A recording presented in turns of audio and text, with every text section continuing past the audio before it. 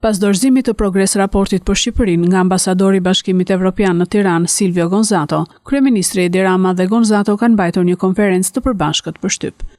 Ambasadori i Bashkimit Evropian Gonzato foli mbi raportin për zgjerimin në Bashkimin Evropian dhe u shpreh se vendi ynë ka progres të dukshëm. Sa i përket zgjedhjeve të 11 majit, ai tha se raporti bazohet në atë të OSBE Odirit, me zgjedhje që ishin konkurruese por që kishte abuzime me burimet publike, të cilat çuan në mungesë të pabarazisë. Më lejoni të them që në përgjithësi, raporti i zgjerimit për Shqipëri për vitin 2025 është pozitiv. Raporti konfirmon angazhimin e fortë politik të Shqipërisë ndaj synimit strategjik të integrimit në BE si përparësia apo prioriteti kombëtar. Raporti vlerëson të nivelin e lartë të dëshirës dhe ambicjes për të ecur përpara negociata që vazhdon të jetë ruetur në një nivel të njëjtë, por gjithashtu kujton se dinamika aktuale duhet të përkthehet në reforma më të shpejta në përputhje me standardet e BE-s.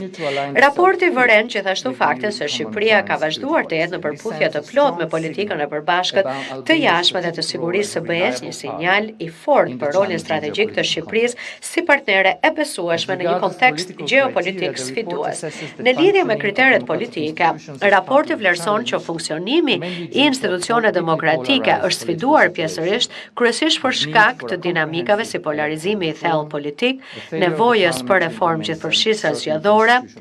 mos zbatimit të disa vendimeve të gjykatës kushtetuese nga parlamenti, mbikëqyrjes së kufizuar parlamentare ndaj ekzekutivit dhe mungesës së konsultimeve domethënëse publike. Sa u përket zgjedhjeve, raporti citon zgjedhjet e misionit vëzhgues të OSBE Odirit, duke theksuar se zgjedhjet ishin konkurruese dhe të administruara në mënyrë profesionale, po u shënjuan nga mangësi të konsiderueshme përfshirë abuzimin me burimet publike që çojnë në mungesën e barazisë në garë. Kryeministri Edi Rama theksoi se qeveria e tij ka bërë detyrën si për mbështetësit, ashtu edhe për kundërshtarët, dhe kjo qeveri nuk ikën pa u antarësuar në Bashkimin Evropian. Ajo që ne kemi bërë gjithmonë dhe që do të bëjmë përsëri është që duke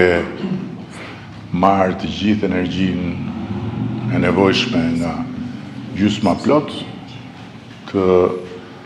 fokusohemi me të gjithë energjinë e nevojshme tek gjysma bosh. Në mënyrë që brenda vitit 2027 ne ta përmbyllim këtë proces dhe në mënyrë që raporti i vitit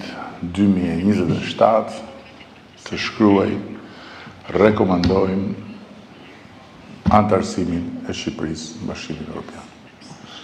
Ky është objektivi historik, kjo është ambicia jonë dhe jam shumë krenar që tani më askush nuk harron të thotë që Shqipëria është në pararoj të këtij procesi së bashku me Malnezi dhe që më në fund Shqipëria është shembulli pozitiv që ju jepet edhe të tjerëve që duan të bëjnë pjesë e familjes evropiane.